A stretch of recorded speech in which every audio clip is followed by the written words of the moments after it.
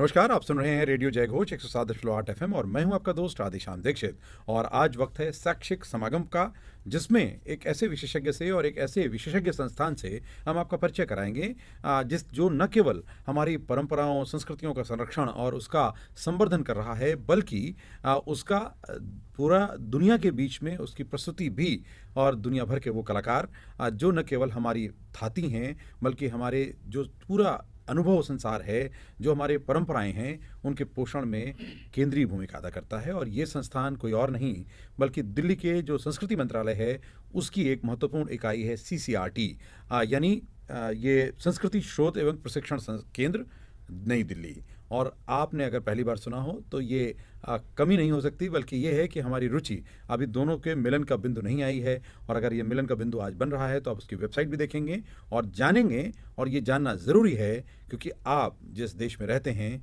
वो देश संस्कृतियों का देश है, परंपराओं का देश है, विधाओं का देश है, कला और कलात्मक शैली के साथ संवेदनाओं का देश है। और इन सब के संरक्षक जो संस्थान हैं उसके चेयरमैन डॉक्टर विनोद नारायण इंदुरकर जी, आपका बहुत बहुत स्वागत। नमस्कार। और आप केवल चेयरमैन ही नहीं हैं बल्कि आप रंगमंच के क्षेत्र से आते हैं और उसमें आपने न केवल अध्ययन किया, अध्यापन किया, बल्कि शोध के स्तर तक पहुंचे। और इन्होंने डिलिट भी रंगमंच के क्षेत्र में किया है। और डिलिट के साथ अब तक आप जो है तकरीबन 27 जो शोधार्थी हैं, जो PhD के स्कॉलर हैं, उनका आप मार्गदर्शन कर चुके हैं। और केवल उतना ही नहीं बल्कि देश और दुनिया के जितने भी ऐसे नाटक हैं जिनको अभी आप मंचीय स्तर पर आपने देखा, सुना, अनुभव किया है, लगभग उन सभी नाटकों का आप निर्देशन भी कर चुके हैं।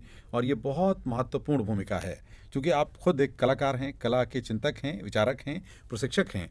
तो ये जो CCRT है ये कितनी अहमियत रखती है और CCRT कितना बड़ा काम कर रही है, थोड़ा बताएं हमारे श्रोताओं और दर्शकों को। CCRT जो काम कर रहा है अभी, ये बड़ा महत्वपूर्ण कार्य है क्योंकि CCRT जो काम कर रही है वो dance, drama, music, painting, sculpture, folk art forms, तो जितनी ललित कलाएं हैं वो सारी ललित कलाओं को लेकर काम कर रहे हैं। सिर्फ ललित कलाएं नहीं तो उसके संबंधित जो कल्चर है और कल्चर से संबंधित फिर जितनी बातें आती है कल्चर में, वो सारी बातों को ध्यान में रखते हुए CCRT उसमें काम कर रही है।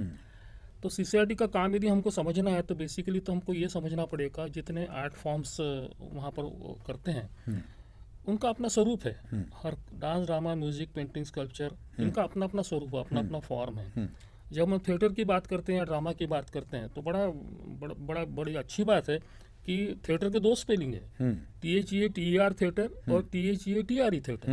दोनों के मतलब अलग है लेकिन बड़े मीनिंगफुल है। जैसा ड्रामा बोलने के बाद ड्रामानॉन इस शब्द से आया है, तो ड्रामा का मतलब होता है टू एक्ट और टू डू, और THEATER थिएटर का मतलब होता है टू सी और टू व्यू। तो देखिए बाइफरकेशन यहीं पे हो जाता है, परफॉर्मर है और दूसरा व्यूअर है, ऑब्जर्वर है। लेकिन THEATRE थिएटर का मतलब होता है रंगभूमि, जहाँ पर दोनों इकट्ठा होते हैं, यहाँ पर परफॉर्मर भी और ऑडियंस भी। तो ये जो बेसिक टर्म्स जो है इसी से एकदम क्लियर हो जाता है कि भैया थिएटर क्या चीज़ है, ड्रामा क्या चीज़ है। और फिर डांस अलग बात है। बहुत अच्छा कहा गया है कि dance is an eco of music. Eco of music, yes, and music is poetry of sound. क्या बात है। And drama is an action. क्या बात है। यहाँ और ये पर तीनों जरूरी हैं। ये डिफाइन हो जाता है कि भैया डांस में क्या करना है, म्यूजिक में क्या करना है और थिएटर में क्या करना है। ड्रामा में बहुत सारे शब्द होते हैं तो शब्दों का खेल है, शब्द उसकी ताकत है। लेकिन डांस में कम शब्द होते हैं, बोल होते हैं। म्यूजिक में तो शब्द ही नहीं होते हैं, तो नॉन वर्बल आर्ट है। तब इसका स्वरूप देखे बार अब हमको पता चलता है कि दोनों के फॉर्म्स अलग अलग है, तीनों के फॉर्म्स अलग अलग है। पेंटिंग में तो शब्द ही नहीं है, इसलिए पेंटिंग को तो विजुअल आर्ट कहा गया। विजुअल देखने के लिए उसमें उसकी जो भाषा होती है, भाषा तो है उसकी, तो पेंटिंग की तो भाषा अलग है, वो तो फॉर्म्स की और कलर्स की भाषा है। स्कल्पचर की भाषा और अलग तरह से है। पेंटिंग जहाँ 2 डायमेंशनल आर्ट फॉर्म है तो वहाँ पर स्कल्पचर 3 डायमेंशनल आर्ट फॉर्म है। अप्रोच बदल जाता है, देखने की दृष्टि बदल जाती है, मीडियम बदल जाता है। इसलिए जब एक स्कल्पचर या शिल्पकार कोई विचार करता है तो उसको सभी एंगल से विचार करना पड़ता है। उसको यदि गांधी का निर्माण करना होगा, कुछ पत्थर में से गांधी निकालना होगा, तो गांधी नहीं निकालता हो, वो छिन्नी हथौड़ा लेता है और जो नहीं है गांधी उसको छाटता है, जो बचता है वो गांधी है। वो गांधी है, एग्जैक्टली। तो ये जो है पहले से उसको मालूम रहता है कि मुझे क्या छाटना है, कौन से हिंड्रेंसेस आने वाले। जैसा एक एक्टर होता है रंगमंच पर, एक्टर भी पहले सोच लेता है, कैरेक्टर बिल्डिंग करने के पहले बहुत सारी बातें कैरेक्टर के बारे में सोचता है, उसके बाद में फिर वो कैरेक्टर निर्माण करता है। और फिर बड़ा अच्छा कहा गया है कि character is real only in the imaginary world of the writer. तो फिर भैया ये एक्टर क्या करता है, क्या एक्टर के अश्रु जो होते हैं क्या वो रियल नहीं है? एक्टर जो कमिट करता है स्टेज के ऊपर क्या वो रियल नहीं? वो भी रियल। फिर एक्टर क्या क्रिएट करता है? Actor creates an analog of the character but not the character itself. Exactly नहीं, उससे आपका उसके समान कोई निर्माण करता है। इसलिए यदि इमेजिनेशन का रियल है तो इसने जो निर्माण किया, जॉन पॉल सार्त्र ने कहा है, इसने जो निर्माण किया है उस सेंस में इल्यूजन ऑफ रियलिटी है, अनरियल है। अनरियल का एप्रिसिएशन होता है। तो मैं ये इसलिए बता रहा हूँ कि ये जो सारे आर्ट फॉर्म्स है इसका स्वरूप क्या है, ये यदि हमने अच्छी तरह से समझ लिया तो फिर हमको आगे क्या करना है। यदि हमको यहाँ पे सीसीआरटी में डेवलप करना है, हमको थिएटर डेवलप करना है, हमको डांस डेवलप करना है, हमको जो प्रोसिनियम थिएटर है उससे बाहर निकल के और कुछ ओपन एयर थिएटर हमको निर्माण करना है, तो हम क्या करेंगे, कैसे करेंगे? हमको जब तक आर्ट फॉर्म उसकी ताकत नहीं समझती, उसके मेरिट्स और डिमेरिट्स नहीं समझते, तब तक हम कैसे आगे बढ़ेंगे? तो ये सारी बातें जो है, तो एक और तो एकेडमिक्स हो गया, पर दूसरी ओर एकेडमिक्स होके नहीं चलता। एकेडमिक्स तो उसकी एसेंशियल कंडीशन है, उसके प्रैक्टिकल कंडीशन अलग होती है, तो सफिशिएंट कंडीशन कहलाते हैं। वो यदि हमको करना है तो प्रैक्टिकली क्या करना चाहिए, ये सीसीआरटी अभी सोचने वाला है। काम तो बहुत शुरू है, काम बहुत अलग अलग पैमाने पे शुरू है। जैसा कि हमने ये सोच के रखा है अभी कि हम एक ललित ग्राम बनाएंगे वहां पर। वाह क्या बात है, ग्राम बनाएंगे, कला ग्राम बनाएंगे। तो वहां पे क्या रहेगा कि गए इंटरेस्ट किए बराबर ऐसे लोगों को लगेगा हम गांव में आए, लेकिन गांव में आए सिर्फ गांव में आके नहीं, वहां पे जितने प्रैक्टिकल लेवल पर छोटी मोटी 64 कलाओं का वर्णन हमारे यहाँ पर, तो जितनी 64 कलाएं वो सारी की सारी वहां करने की हम कोशिश करेंगे, ताकि गांव के लोग आएंगे वहां पे परफॉर्म करेंगे और उनसे फिर लोग सीखेंगे। बिल्कुल श्रोताओं, ये बहुत महत्वपूर्ण काम है, क्योंकि जो कल्चर है वो सामान्य संस्कृति कहने से बात बनती नहीं है, क्योंकि संस्कृति संस्कार का हिस्सा है और संस्कार संस्करण का हिस्सा है। संस्करण आप केवल किताबों में नहीं लेते, व्यक्ति और व्यक्तित्व का भी लेते हैं, और ये संस्करण परिष्कार से जुड़ा हुआ है, और वो परिष्कार के लिए कलाओं की भागीदारी भूमिका बेहद महत्वपूर्ण है। और ये जितनी भी संस्कृति के अंग हैं वो आपका संस्करण करते हैं, आपका परिवर्तन करते हैं, परिवर्तन करते हैं, आपके अंदर एक उच्चीकरण करते हैं, चिंतन के स्तर पर,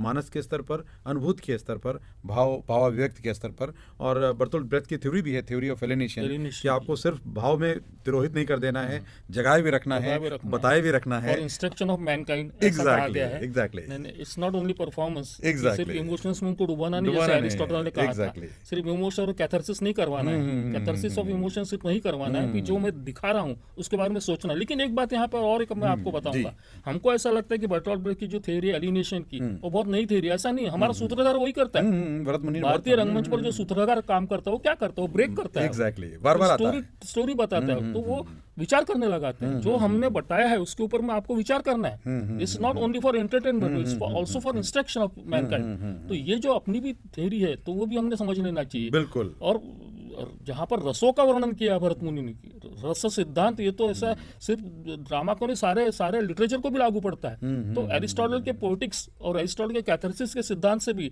रस सिद्धांत जो है ज्यादा एप्लीकेबल है, वाइडर स्कोप है उसको, ये हमने बात को समझ लेना चाहिए। और अभिनय के 4 प्रकार भरत मुनि ने जो बताया है, 5वां प्रकार आज तक नहीं निकला। तो दैट इज सफिशिएंट, यानी कितना विचार किया है ये हमने जान लेना चाहिए। ये जो इंडियन थॉट है, इंडियन कल्चर है, इंडियन आर्ट है, इसको हमको लोगों तक फिर से पहुंचाना पड़ेगा, जागरूक करना पड़ेगा और बताना पड़ेगा लोगों की ये बहुत बेसिक थॉट हमने यहाँ पर किया है। पाणिनि से लेकर आप कोई भी देख लीजिए, नाट्य शास्त्र निर्माण किया है, नाटक का भी शास्त्र हो सकता है, ये पहली बार हम लोगों ने लोगों को बताया, ये हमने ध्यान में रखना चाहिए। ये बहुत महत्वपूर्ण बात की। और केवल ये कला केवल ड्राइंग रूम में रख देने भर की चीज़ नहीं है, ये एक चिंतन के साथ परिवर्तन का एक यात्रा है।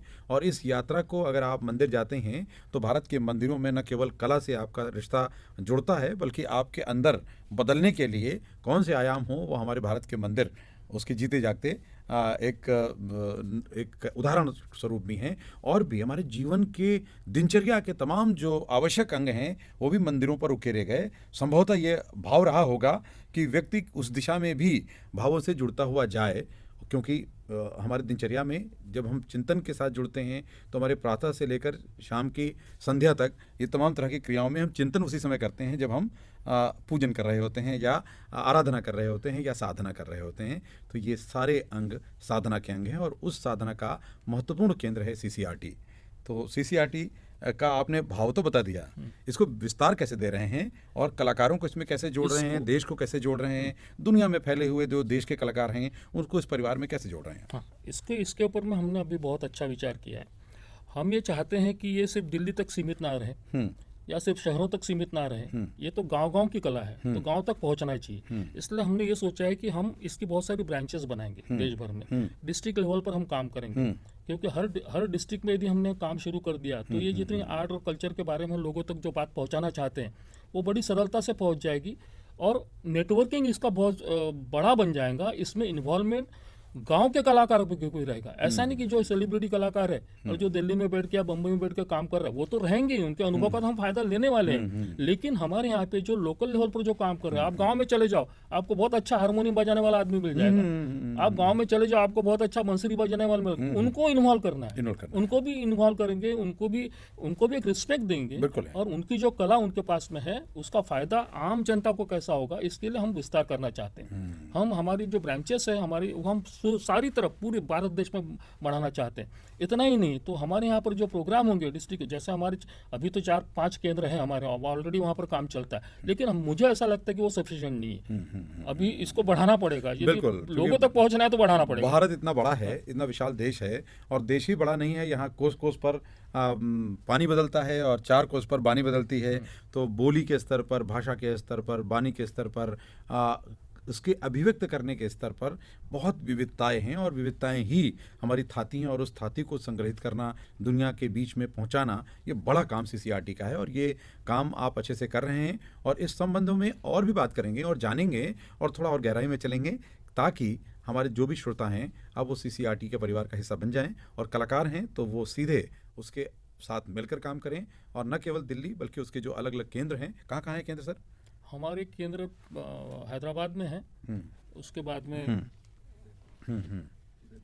उदयपुर में है, गुवाहाटी में भी है, गुवाहाटी में भी है जी, और एक नया केंद्र भी दमोह में भी है, दमोह मध्य प्रदेश में। तो यानी वो केंद्र जो भारत को हर हिस्से से जोड़ते हैं उन जगहों तक पहुंच गए, और आपका इरादा ये है कि हम देश के कोने कोने में गांव गांव तक पहुंच जाएं, क्योंकि भारत गांव का देश है, और गांवों की संस्कृति भारत की संस्कृति है, और वो संस्कृति मूल में है, क्योंकि जब कृषि का विकास हुआ तो एग्रीकल्चर यानी कृषि की संस्कृति, और वो संस्कृति का प्राथमिक भाव है, शुरुआत वहाँ से होती है, अभिव्यक्ति का भाव भी होता है, तो हमें ज़रूर गाँव को जोड़ना है। ये महत्वपूर्ण काम सीसीआरटी कर रहा है। बातें और भी, थोड़ी और चर्चा, थोड़ी और गहनता से जाएंगे, लेकिन एक छोटे से अंतराल के बाद। तो थोड़ी देर में वापस लौटते हैं, तब तक आप सुनते हैं रेडियो जय घोष।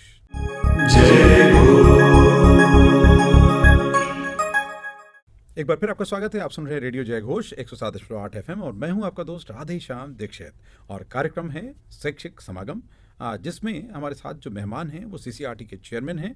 आप हमारे बीच में चर्चा कर रहे हैं, और बहुत सी चर्चा जो न केवल हमारे चिंतन के लिए कुछ खुराक देगी, बल्कि उस चिंतन के बाद मिलने वाला प्रसाद हमें बहुत सुखानुभूति भी देगा, और ये आनंद और ये अनुभूति हमारी कलाओं का महत्वपूर्ण अंग है, जिसके साथ हम जुड़ते हैं, चाहे स्वांतः सुखाय करते हों या दूसरों को अभिव्यक्त करने के लिए करते हों, अपनी अनुभूतियों के विस्तार के लिए करते हों, या फिर अपने सौंदर्य शास्त्र में जुड़ने के लिए करते हों। उद्देश्य कुछ भी हो, लेकिन करते हैं इसलिए ये हमारे जीवन का अभिन्न अंग है। तो हमारे साथ हैं डॉक्टर विनोद नारायण इंदुरकर जी। आप बहुत महत्वपूर्ण चर्चा कर रहे हैं, क्योंकि आप खुद एक रंगकर भी हैं और शास्त्र के विद्वान हैं, और न केवल विद्वान हैं बल्कि भाव है कि बुनियाद पर उसको ऐसे बिछाया जाए ताकि पूरा देश का परिवार संस्कृति के समागम में सम्मिलित हो जाए। तो अभी जो गतिविधियां आपने शुरू की हैं, एक बहुत बड़ा काम जो डिजिटल डिस्ट्रिक्ट रिपोजिटरी आप बना कर रहे हैं, यानी वो स्वतंत्रता संग्राम सेनानी जिनकी जो कृतित्व, उनका व्यक्तित्व, उनके प्रयास, जिसने देश को जो हमारे स्वाधीन कराने के लिए जीवन बलिदान किया, शहीद हुए, उन सब की कहानियों को, उनके प्रयासों को, उनके स्मारकों को, उनकी स्मृतियों को सहेजने का काम बहुत बड़ा काम है। तो ये तो अभी ऐसा है कि जो शुरुआत की है, तो हमने एक पूरे देश भर में हमने एक आह्वान किया था कि भाई इसके मामले में जो स्टोरीज आपको मिलती है, जो कहानियाँ आपको मिलती है, आप गांव-गांव में चले जाइए, स्टेट में चले जाइए, इंटीरियर में चले जाइए, तो आपको बहुत सारी कहानियाँ मिल सकती हैं। फॉर्चुनेटली ऐसा हुआ कि हमको बहुत अच्छा रिस्पॉन्स मिला, खास करके महाराष्ट्र से बहुत रिस्पॉन्स मिला। 102 कहानियाँ एक ही व्यक्ति ने, शिवाजी मस्के के नाम के हैं, जिन्होंने 102 से ऊपर कहानियाँ लिखी है। तो ऐसी बहुत सारी कहानियाँ भाई हमारे यहाँ पर जमा हो रही है। हम ये चाहते हैं कि कम से कम 5000 कहानियाँ हमारे पास जमा हो। अब सिर्फ जमा हो के नहीं होगा, हम लोग उसकी पुस्तिका भी निकालने वाले हैं। तो उससे भी आगे की बात जो हम अभी करने वाले हैं, जो हम नया हमने अभी सोचा है, वो हम ऐसा करने वाले कि हर कहानी के ऊपर हम डॉक्यूमेंट्री बनाने वाले। क्या बात। तो डॉक्यूमेंट्री के फॉर्म में यदि आ जाता है, विजुअल फॉर्म में यदि आ जाता है, तो वो हमारे पास में सीडीज रहेंगी। तो हम सबको अभी आह्वान कर रहे हैं कि आपके पास जितनी कहानियां हैं, फिर वो देशभक्ति पर लोगों को लेकर रहेगी, महापुरुषों को लेकर के रहेगी, कुछ अपने आप पे आर्ट और आर्ट फॉर्म्स है, उन आर्ट फॉर्म्स को लेकर के रहेगी, इंडियन आर्ट और कल्चर के बारे में रहेगी। तो जितने भी सारे फॉर्म्स हैं आर्ट के, प्लस आर्टिस्ट ही, जितने हमारे यहाँ पे कलाकार बहुत बड़े वो होके, बहुत सारे लोग ऐसे कि जिनको हमारे यहाँ के जो अच्छे अच्छे पेंटर्स हैं उसके नाम भी नहीं मालूम है, लेकिन हमारे यहाँ इतने बड़े बड़े पेंटर्स हो चुके हैं, इतने अच्छे ड्रामेटिस्ट हो चुके हैं, तो इनका भी वहाँ पर, इनके भी बारे में कुछ डॉक्यूमेंट्रीज हम बनाएंगे, ताकि हमारे पास में पूरी लिस्ट रहेगी। कोई भी यदि बोलता है कि मेरे को इस आदमी के ऊपर में मुझे एक डॉक्यूमेंट्री का होना है, 6-7 मिनट का मेरे को इन्फॉर्मेशन होना है, तो सीसीआरटी के पास में वो मिलेगा। बिल्कुल, ये हमारा उद्देश्य है। बहुत बड़ी दृष्टि है और ये बहुत भारत जैसी दृष्टि है, क्योंकि भारत के लिए सोचना ऐसी ही दृष्टि के साथ पूरा हो पाएगा, क्योंकि छोटे कटोरे में भारत समा नहीं सकता, किसी एक पुस्तक में भारत की संस्कृति समा नहीं सकती, भारत के ऋषि मुनि किसी एक पैम्पलेट और फोल्डर का हिस्सा नहीं है, क्योंकि उनका चिंतन विशाल है, उनका कार्य विशाल है और उनका विस्तार मानवता का आधार है, और वो मानवता वसुधैव कुटुंबकम की अवधारणा से पोषित है, पूरी दुनिया की चिंता करती है। चूँकि हमारा ज्ञान पूरी दुनिया में गया है, पूरी दुनिया ने उसको प्राप्त किया है और बहुत से वैज्ञानिक उससे प्रभावित हुए, तब जाकर उन्होंने शोध किया और उन्होंने पेटेंट करा लिया, क्योंकि उन्होंने तकनीक विकसित की कि उनका अधिकार हो जाए। और एक बात, हमने आनंद की बात कही, तो हमने ब्लिस की बात की। 4 शब्द है, एक happiness, pleasure, enjoyment and bliss. चारों के अर्थ अलग है, हमने अलग अर्थ बनाए, क्योंकि आपको यदि फिजिकल समाधान मिलता है तो हैप्पीनेस होता है, आपको साइकोलॉजिकल समाधान मिलता है तो प्लेजर होता है, आपको स्पिरिचुअल समाधान मिलता है तो वो एंजॉयमेंट होता है। लेकिन बियॉन्ड ट्रांसेंडेंटल अनुभव से भी आगे और ऊपर के लेवल पर होता है तो आनंद की प्राप्ति, दैट इज ब्लिस, आध्यात्मिक। तो हम आनंद की बात करते हैं, हम सिर्फ सुख की बात नहीं करते, हम सिर्फ एंजॉयमेंट की बात नहीं करते, उससे परे हम आनंद की बात करते हैं। और फिर आनंद जो मिलता है तो उसके पीछे कोई कॉज एंड इफेक्ट रिलेशनशिप नहीं रहता, वो उसको हम एक्सप्लेन नहीं कर सकते, लेकिन उसकी एक अनुभूति होती है। ये अनुभूति हम थिएटर के माध्यम से, म्यूजिक के माध्यम से, सारी कलाओं के माध्यम से देना चाहते हैं, और हम लोग देते ही हैं। मतलब हमारा उद्देश्य वो है, हमारा पूरा इंडियन जो थॉट्स है पूरा, हमारा उद्देश्य ये है कि आनंद की प्राप्ति लोगों को हो, बिल्कुल, ऑडियंस आने के बाद में उसको आनंद की प्राप्ति हो। बिल्कुल ठीक बात। तो ये अपना उद्देश्य है। तो ये यदि हमारा उद्देश्य है तो इसको लेकर के जितनी भी विधाएं हैं और जो हम कर रहे हैं आज तक के, वो लोगों के सामने आना तो चाहिए। बिल्कुल, और इन सब कलाओं की शिक्षा का उद्देश्य भी कुछ इसी तरह बहुत व्यापक है, लेकिन उसके बारे में बात करते हैं एक छोटे से अंतराल के बाद, और फिर जानेंगे कि जो हम शिक्षा लेते हैं वो शिक्षा है, वो विद्या है, या वो बोध है, क्या है, इसको भी समझेंगे। क्योंकि आपका चिंतन विशाल है और आपका कार्य भी महत्वपूर्ण है, तो हम सब उससे जुड़ेंगे, लेकिन एक छोटे से अंतराल के बाद। जय एक बार फिर आपका स्वागत है। आप सुन रहे हैं रेडियो जय घोष और देख रहे हैं हमारा यूट्यूब चैनल जय घोष। जिस तरह हम आपके जीवन के लिए, आपके चिंतन के लिए, आपके मानस के लिए, आपके जो अवधारणाएं हैं उनको और पुष्ट करने के लिए, उसके तर्कों को और तराश कर लाने की कोशिश करते हैं, उसी कड़ी में शैक्षिक समागम में आज हमारे बीच में हैं डॉक्टर विनोद नारायण इंदुरकर जी, जो कला और संस्कृति के संगम में और तराश करके उसको सहेजने का काम कर रहे हैं, ताकि हमारी पीढ़ियाँ, आने वाली और वर्तमान पीढ़ी भी जब तलाश करने निकले तो उसके प्रमाणिक तथ्य, तर्क उसके पास मजबूती से हों और वो उनको लेकर के आगे बढ़े और उसकी रुचि का पोषण हो सके। और ये काम करने के लिए ज़रूरी है कि हमारा चिंतन बड़ा स्पष्ट हो, और वो स्पष्ट चिंतन लेकर जो इसके चेयरमैन हैं डॉक्टर विनोद नारायण इंदुरकर जी, वो आगे बढ़ रहे हैं। जो हम चिंतन इतना गहराई से करते हैं तो अमूमन पूरी दुनिया कहती है एजुकेशन इज़ वेरी इंपॉर्टेंट। हम कहते हैं एजुकेशन से भी आगे जाना है, शिक्षा तो चाहिए, लेकिन शिक्षा के बाद में आपका परिष्कार भी होना चाहिए। आप कैसे देखते हैं, और वो परिष्कार का स्तर किस स्तर तक जाए और वो एक मनुष्य को वास्तविक मनुष्य बनाए? केवल ढांचे में होमो सैपियंस हो जाना ये पर्याप्त नहीं है। मानव होने का स्तर हमारे क्या होना चाहिए, और उसमें कलाओं की भागीदारी, भूमिका कितनी बड़ी? आर्ट का बहुत बड़ा फंक्शन है। Art has many functions. Art का फंक्शन कंसेप्चुअल लेवल पर होता है, आर्ट का फंक्शन इंफॉर्मेटिव लेवल पर होता है, कम्युनिकेशन के लेवल पर होता है, आर्ट का फंक्शन में ह्यूरिस्टिक फंक्शन होता है, आर्ट का फंक्शन में इंटरप्रिटेटिव फंक्शन होता है, तो आर्ट का फंक्शन एस्थेटिक फंक्शन भी होता है। तो ये सारे फंक्शंस आर्ट के, कला के ये सारे फंक्शंस है। कला ये सारी करती है। जब ये कला सारी करती है तो फिर क्या क्या होता है उसमें? जब इतना सारा करना है कला को, तो देखो बेसिकली एक बात ऐसी है कि कला को मनुष्य की आवश्यकता नहीं है, मनुष्य को कला की आवश्यकता है। कला तो अपनी जगह है, अपने शिखर पर है। हर कला वस्तु जो बनती है अपनी शिखर पर बनती है। तो हर कला का अपना अपना एक शिखर होता है, आइडेंटिटी होती है। ऐसा नहीं कि ये छोटी कला और ये बड़ी कला, कला में कंपटीशन नहीं रह सकती कभी। हम लोग मानते हैं कला में कंपटीशन नहीं रह सकती है। हर कोई यूनिक है, अपने आप में शिखर है। चाहे वो छोटा सा भी कोई पत्थर से भी कोई कभी कलाकृति निकालता है तो अपने आप में यूनिक होती है। इस बात को हम मानते हैं, है ना। अब सिर्फ इतना ही नहीं है, सिर्फ कला के फंक्शंस इतने हो गए ऐसा नहीं।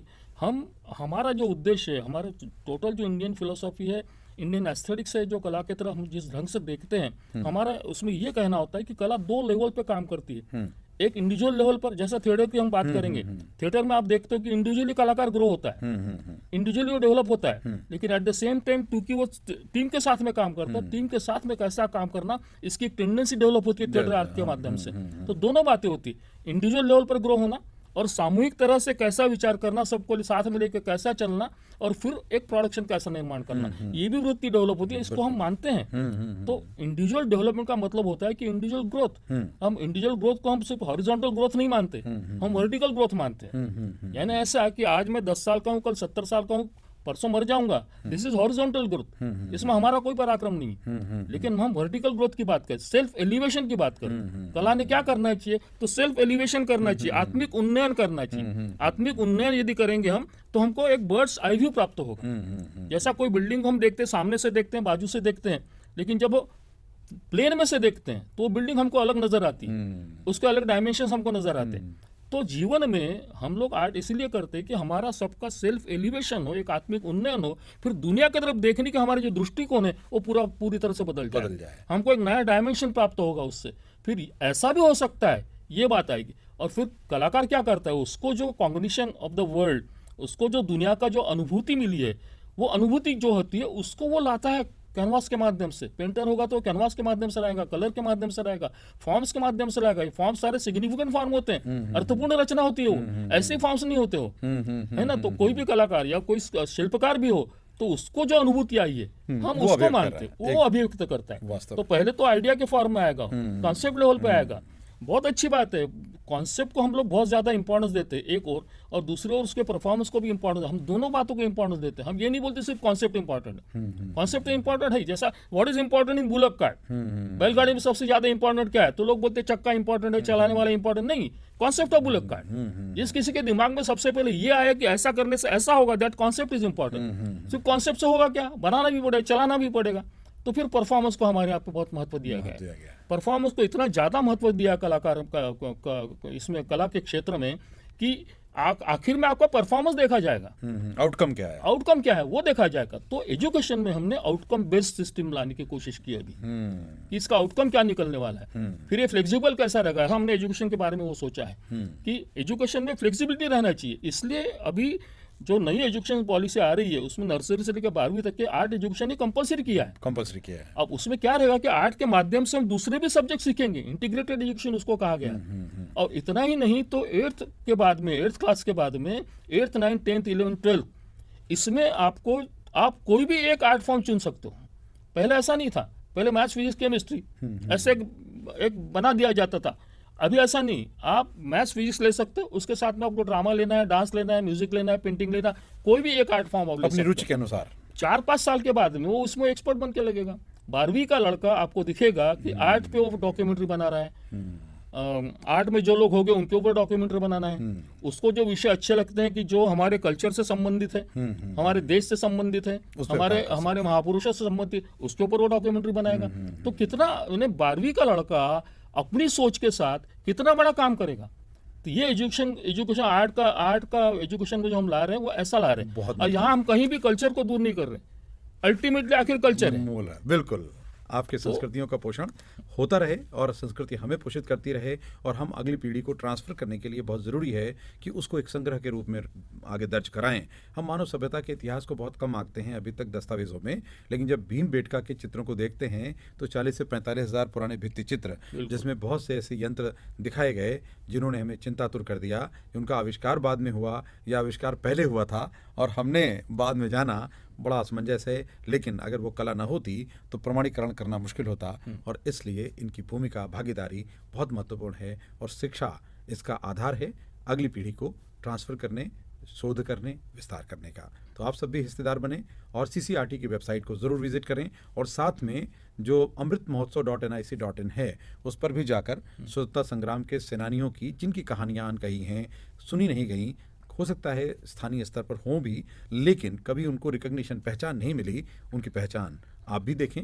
और आपके पास अगर ऐसी कोई कहानी है तो आप CCRTA को सीधे संपर्क कर सकते हैं, ईमेल के ज़रिए फ़ोन कर सकते हैं, कॉल कर सकते हैं। अगर दिल्ली में है तो जाके मिल भी सकते हैं। आपको बिल्कुल परिवार जैसा स्वागत मिलेगा, ऐसा आश्वासन हमें मिला है। ऐसा न सोचें कि सरकारी है, ये असरकारी है, परिणामदायक है और बहुत बड़े विज़न के साथ आगे बढ़ रही है। आपको बहुत बहुत साधुवाद यहाँ आने के लिए और इस महत्वपूर्ण चर्चा का हिस्सा बनने के लिए, इतनी महत्वपूर्ण जानकारियाँ साझा करने के लिए।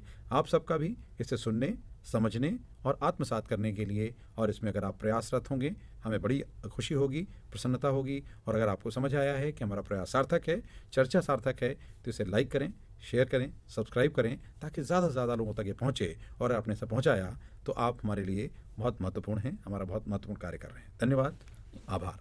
सुनते रहिए रेडियो जय घोष 107.8 FM।